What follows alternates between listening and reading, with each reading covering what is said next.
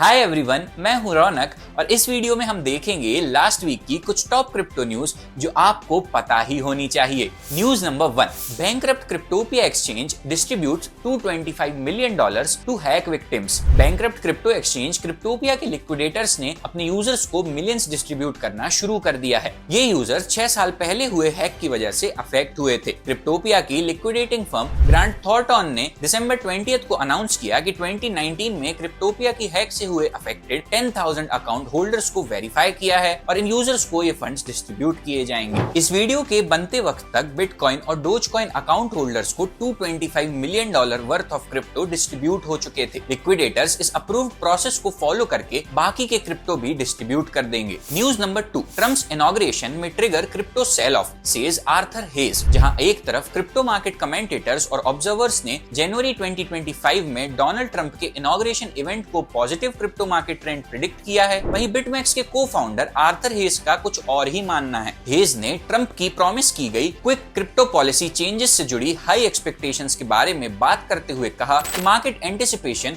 और policy implementation की reality के बीच में एक गैप है। दिसंबर 17 को पोस्टेड अपने ट्रंप ट्रुथ ब्लॉग में हेज ने कहा कि उनका इन्वेस्टमेंट फंड मेलस्टॉर्म का प्लान है कि वो अपनी पोजीशंस को जल्दी ट्रिम कर लेंगे ताकि 2025 के फर्स्ट हाफ में प्राइसेस गिरें तो वो लोअर प्राइसेस में फिर से बाय कर सकें। जैसे काफी क्रिप्टो फोरकास्टर्स का ये भी मानना है कि कई सारी कंट्रीज अपने नेशनल रिजर्व्स में बिटकॉइन को ऐड करना शुरू कर देंगी। वहीं हेज इस थॉट को भी सपोर्ट नहीं करते हैं और उनका अलग ही स्टैंड पॉइंट है। अब आपको क्या लगता है, क्या जनवरी में ट्रंप के आने के बाद मार्केट ऊपर जाएगा या नीचे? Let me know in the comments. News number 3, North Korean hackers stole $1.3 billion in crypto in 2024 according to Chainalysis. Chainalysis की रिपोर्ट के according Democratic People's Republic of Korea से टाइड हैकर्स ने 2023 to 2024 में more than $1.3 billion के fund steal किए हैं। दिसंबर 19 को release हुई इस रिपोर्ट में चेन एनालिसिस ने बताया कि नॉर्थ कोरियन हैकर्स ने 2024 में 47 इंसिडेंट्स में $1.3 बिलियन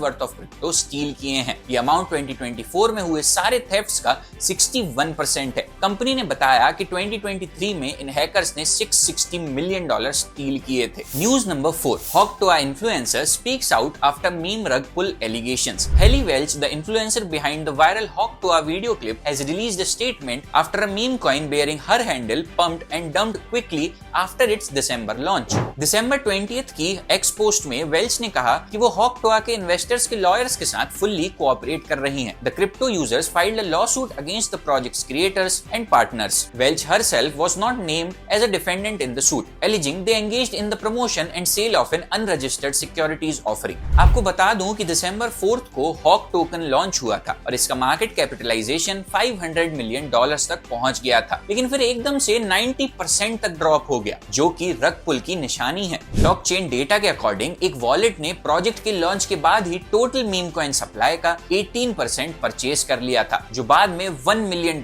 के प्रॉफिट के साथ सेल कर दिया। इस सेलिंग के बाद काफी सारे इन्वेस्टर्स को मैसिव लॉसेस हुए थे। चलिए अब लास्ट वीक के टॉप गेनर्स, टॉप लूजर्स को भी देख लेते हैं। तो अमंग द बिगेस्ट 100 क्रिप्टोज में टॉप 3 ऑल्ट कॉइन गेनर्स रहे। Pudgy Penguins at 492.34% up, hyper liquid at 56.23% up and Movement at 38.42% up. Top 3 alt coin losers रहे। एप्टॉस 28.28% डाउन, BYDX 28.05% डाउन और कर्वडाओ टोकन 28.18% डाउन। तो ये थी लास्ट वीक की कुछ top crypto news जो आपको मार्केट के बारे में काफी कुछ बताती हैं। ऐसी ही वीकली क्रिप्टो न्यूज के लिए अभी सब्सक्राइब करें कॉइनएक्स को।